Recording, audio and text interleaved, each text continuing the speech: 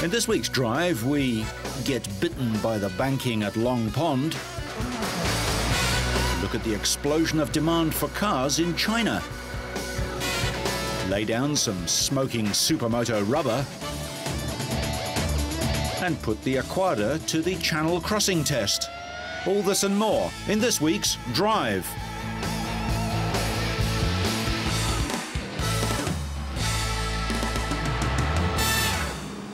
The ADAC 24-hour endurance race started at Germany's famous Nürburgring, featuring more than 200 cars from 28 different manufacturers, with 800 drivers from 23 nations. The number 42 BMW, driven by European touring car stars and brothers Dirk and Jörg Müller and long-distance expert Hans-Joachim Stuck, grabbed an early lead. Peter Dumbreck was an early retirement in the Opel he was sharing with Opel's motorsport director Volker Stracek. The rain also helped Pedro Lamy to spin in front of his teammates, and both were passed by the number 44 Nissan driven by Roland Asch. Not far behind in third was the number 46 Porsche driven by Lucas Luhr and Marcel Thiemann from Monaco. Then the rain came down in sheets. This onboard view shows what the drivers had to contend with as spray completely hid cars ahead. The Abt Sportline Audi was one of many cars to be caught out by patchy rain on the track known locally as the Green Hell. The rain continued on into the night as the cars came in for driver changes. Crew members, not knowing when they'd have to repair a damaged car, grabbed some rest wherever and whenever they could. The rain slackened off as dawn came, and the number 42 BMW still held its lead. The team consisted of the Monaco-based Müller brothers, ex-Formula One driver Pedro Lamy, and Hans-Joachim Stuck, who was the first winner of the 24-hour race at the Nürburgring in 1970 and won again in 1998 in the first overall victory by a diesel-powered car. Amazingly, Lamy and Stuck also shared driving in the second-placed car with Boris Said and Duncan Heisman. Maintaining third was the Porsche of Lucas Luhr, 2 laps behind. The teams remained in the same positions as they crossed the finishing line, giving BMW a 1-2. The winners of the 30-second 24-hour race completed 143 laps of the 30-kilometre Nordschleife track, which has around 176 corners. The total distance covered by the cars was a staggering 24,358 kilometres. Round 14 of 36 in the NASCAR series, and each of the 3 turns at the tricky tri-oval track at Long Pond have a different degree of banking, providing a real challenge to drivers. The race got off to a clean start at one of the championship's most popular tracks. On lap 114, smoke poured out of Mark Martin's car after a blown engine. This brought out the 4th caution period of the race. 6 laps later, Bobby Labonte's car spewed smoke and sprayed oil on the track. Scott Wimmer and Sterling Marlin spun as a result. Despite this incident, Labonte finished in 3rd place. Top of your screen. On lap 166, Rusty Wallace in the number 2 car barged into Michael Waltrip, which sent them both hard into the outside wall. After the incident, Waltrip was incensed, but Wallace later apologized and said his brakes had completely failed and he couldn't avoid Waltrip. Well, Rusty just had a huge run on Michael. I don't know Michael's in. Better luck for Ryan Newman on the 183rd lap. Newman tapped Robbie Gordon and then he hit the outside wall, but was able to keep the motor running and get the car going again. This incident resulted in the 8th caution period of the day. But I think what we'll see... 3 more coming. 4 laps were left when Matt Kenseth in a caution period tapped the back of the number 29 car of Kevin Harvick, which sent him spinning into the grass, but he got back out onto the track. The race would end in a caution period with victory for one of the young guns, Jimmy Johnson, his 9th career victory, all of them on superspeedways. It also tied him for the lead in victories this season with Dale Earnhardt. Both have 3 wins this season. The young driver controlled most of the Pocono 500 for his 2nd win in 3 weeks, 3rd this year and 9th of his career. He's led 820 miles in the last 3 races and has 2 more 2nd places in the last 5 events. Jeremy Mayfield, who had 2 of his 3 career victories at Pocono, finished 2nd. Bobby Labonte, who won in 1999, was 3rd. Out in this triangle. A kiss from his fiancée.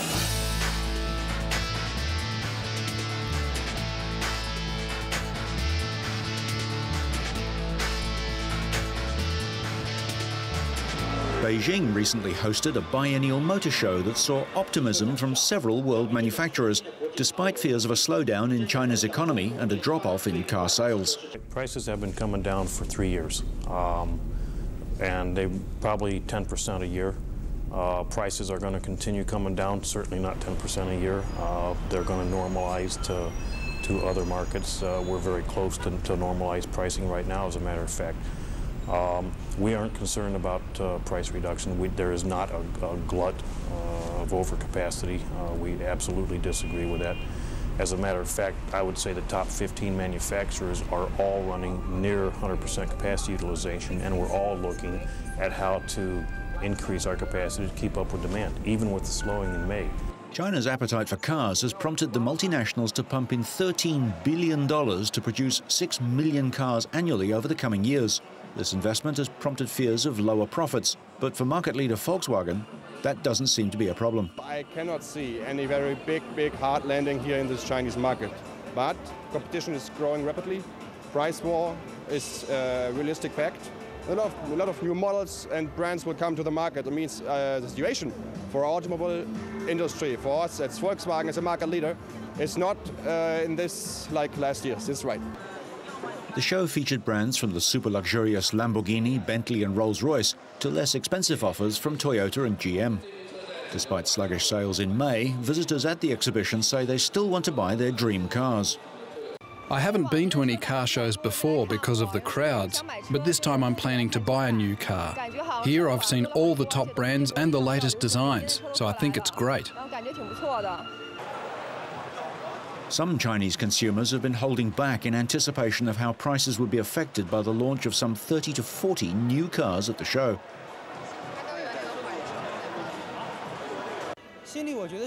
This exhibition might make people want to buy new cars after they see the many beautiful cars on display. But on the other hand, there's a big difference between the cars shown here and what people really want to buy. The Chinese government is taking steps to cool an economy which grew 9.8% in the first quarter, reining in lending to sectors it sees as becoming overheated, such as real estate, steel and cement. This has had a knock-on effect on car sales as banks scale back lending to fund new car purchases.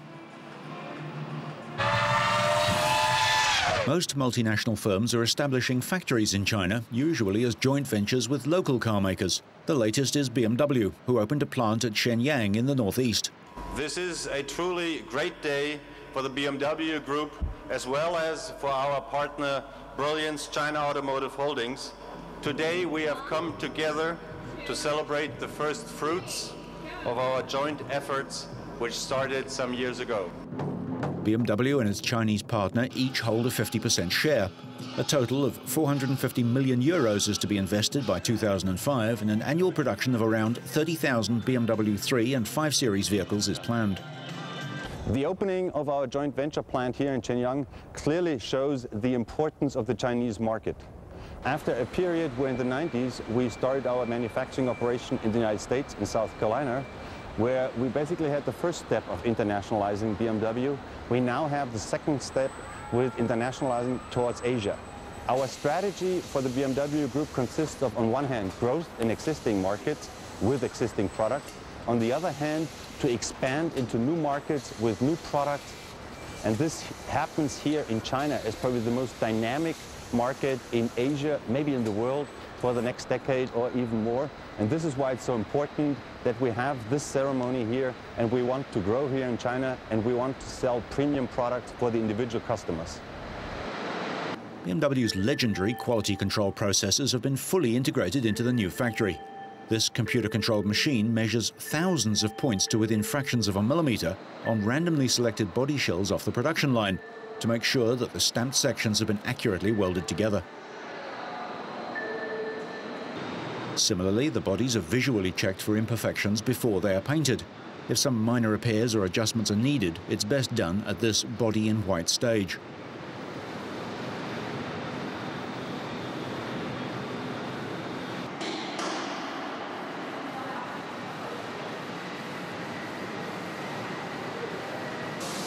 The paint shop at the new factory is state-of-the-art and uses environmentally friendly, solvent-free, water-based paint.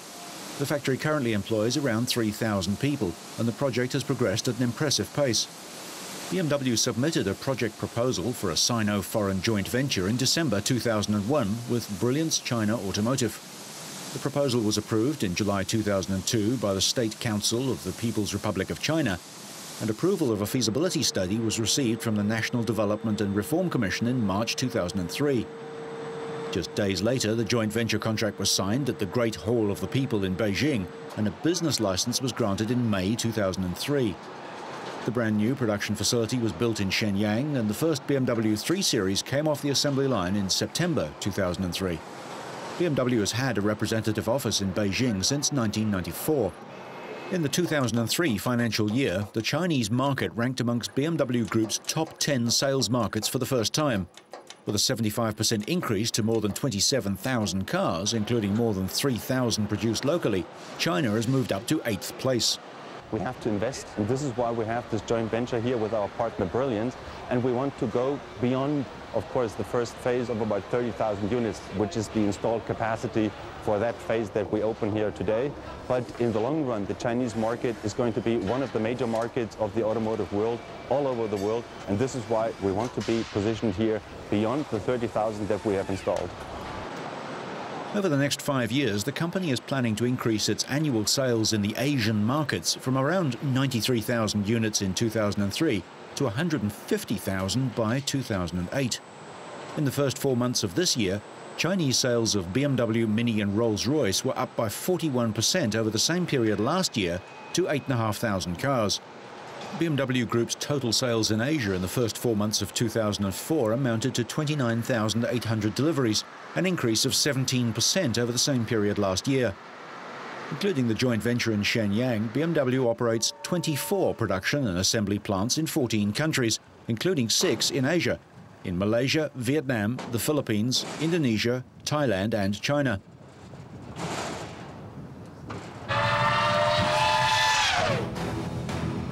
At a ceremony at Beijing's Imperial Ancestors Temple, General Motors launched Cadillac, its luxury brand for China.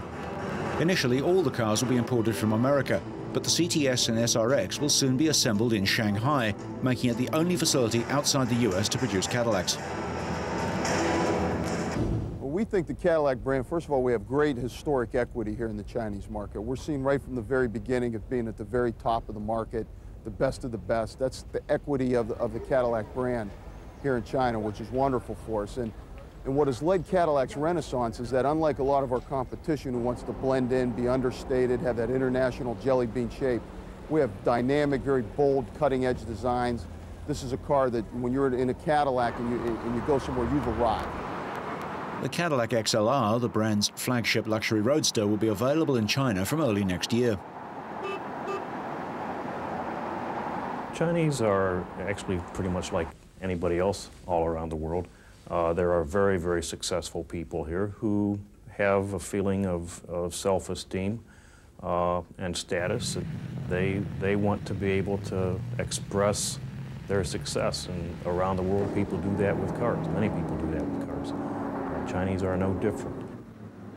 Established in 1997, Shanghai GM manufactures 4 Buick models.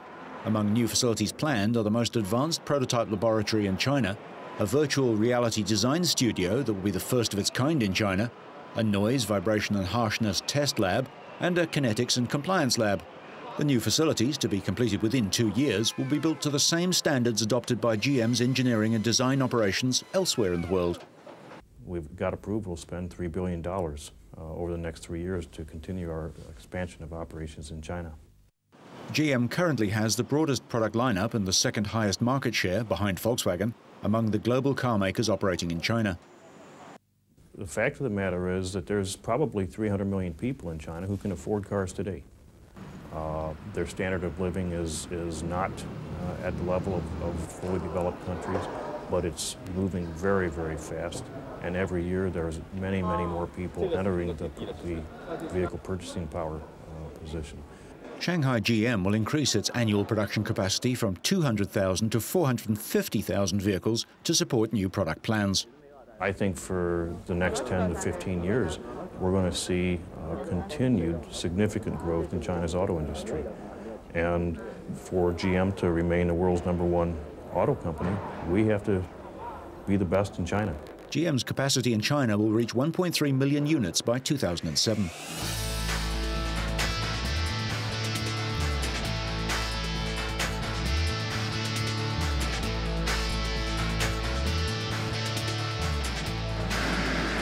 A 10,000-strong crowd of fans gathered at Gallerata in Italy for the latest round of the Motocross World Championship.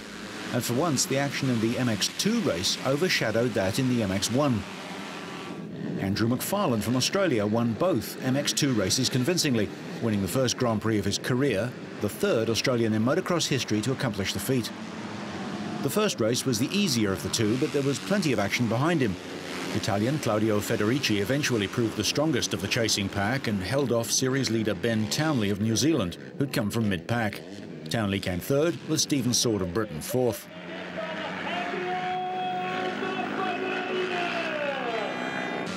The second MX2 moto saw a big crash on the longest downhill. Stephen Sword was leading at the time, but his fall saw bike and rider go different ways. Sword escaped unharmed, but it was the end of his race. McFarlane went on to take the second moto with Antonio Cairoli and Alessio Chiodi second and third, making it a great day for Italian riders on home soil. The top four were all on Yamahas. Townley still leads the overall standings by a massive 46 points from Sword.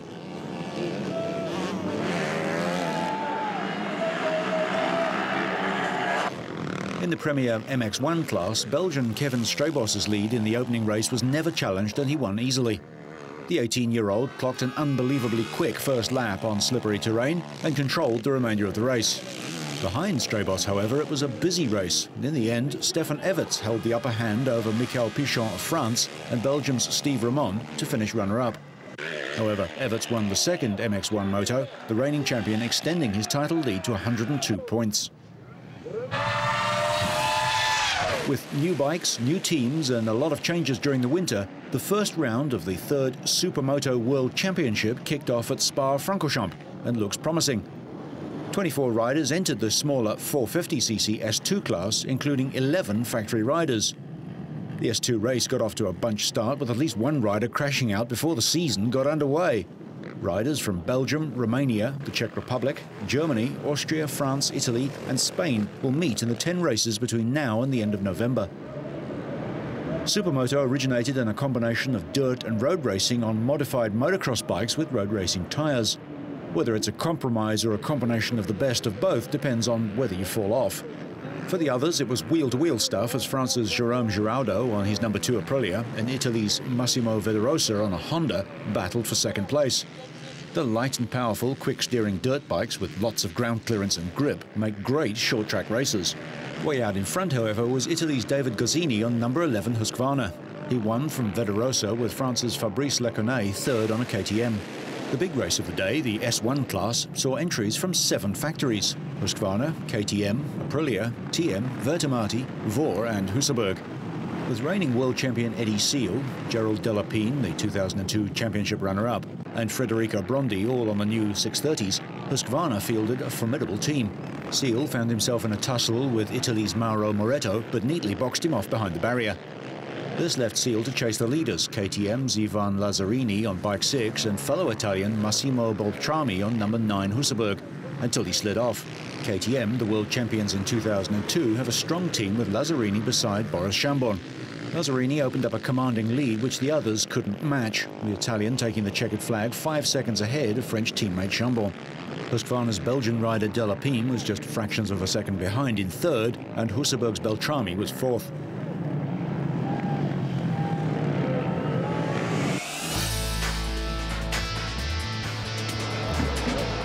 Billionaire British entrepreneur, airline magnate and incorrigible publicity seeker Sir Richard Branson claimed the latest in a series of travel-based records recently, crossing the English Channel by amphibious vehicle.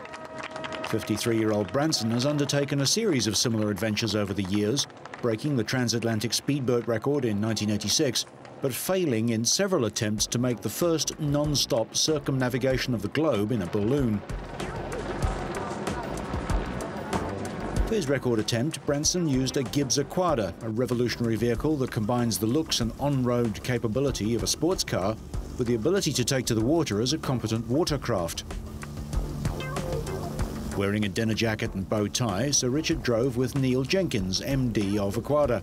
He bought the very first Aquada built in January, but the car used to set the record was modified by the factory to cope with the open sea. The flamboyant Virgin Group chairman slashed 4.5 hours off the previous amphibious channel crossing record set by two Frenchmen in the 1960s. Somewhat inevitably, before he set off, Branson was keen to make a connection with his business ventures, threatening to use a fleet of Aquadas to ferry Virgin Atlantic passengers to London's airports. Why not pick people up from the city in the Aquada, and if there's traffic on the roads, then they can just dip into the River Thames? That is something we'll be offering our business travellers quite soon, he said. As well as the balloon, but no, the slightly safer than ballooning maybe. But, As the car drove up onto the sandy beach, its windscreen wiper still going, a very wet Richard Branson continued the Bond theme in a dinner jacket. Branson crossed the 22-mile stretch of water to Calais in France in a smooth run in the £75,000 Aquada sports car in 1 hour, 40 minutes and 6 seconds. Well, we're celebrating the 20th anniversary of Virgin Atlantic that started 20 years ago today with one plane. And we're celebrating it in a rather sort of fun, bizarre way. We're trying to beat the record for the fastest crossing of the Channel by an aquacar, or by a car and a boat, all rolled into one, and this is it. At the flick of a button, the three-seater Aquada's road wheels retract and its Hamilton jet engages, propelling the car through the water like a giant jet ski. Well, the remarkable thing about the car is that on land it goes 130 miles an hour and drives brilliantly, but on the sea it goes over 30 miles an hour, and it's called an Aquada, and it actually runs just about as well on water as it does on land. Two other amphibious crossings of the Channel are recorded, Ben Carlin in the 1950s and the Frenchman in the 1960s. Staying with Englishmen trying to tame the sea, a three-man crew is setting out to break the record for racing a powerboat round Britain. They'll use a revolutionary boat designed to average 120 kilometres an hour to beat the existing record of 31 hours. Boat's much bigger than it was last year. Went round in a rib, which obviously, you get the elements right there in your face. I'm very confident that we'll be able to break this record. They'll take an 1,800-kilometre route, and the crew are planning 5 fuel stops. The biggest worry is floating debris. The mechanical side you can try and iron out from lots and lots of testing, but the running over something, last year we ran over something, we were dead in the water, engines off, we never heard it, we never saw it, but it broke a whole lot of teeth in the gear train at the back, and we had to run back under seriously reduced revs. The shape of the boat is different from the usual powerboat. Twin tunnels under the hull help speed the boat through the water with minimum friction. We're combining aerodynamics and hydrodynamics to create basically a more efficient hull, giving a greater top speed and using less fuel consumption. Also, the byproduct of that is we actually get a softer ride than you'd normally get in a conventional monohull. The Blade Runner was built with only one aim, maximum speed. The crew are confident of breaking the all-out around Britain record. Now they must wait for a day of calm summer sea to stand the best chance of setting a new time of under 31 hours. So whether you're spinning in the rain, dancing with dragons, or just jumping to victory, so you stay on track and up to speed, make sure you catch next week's Drive.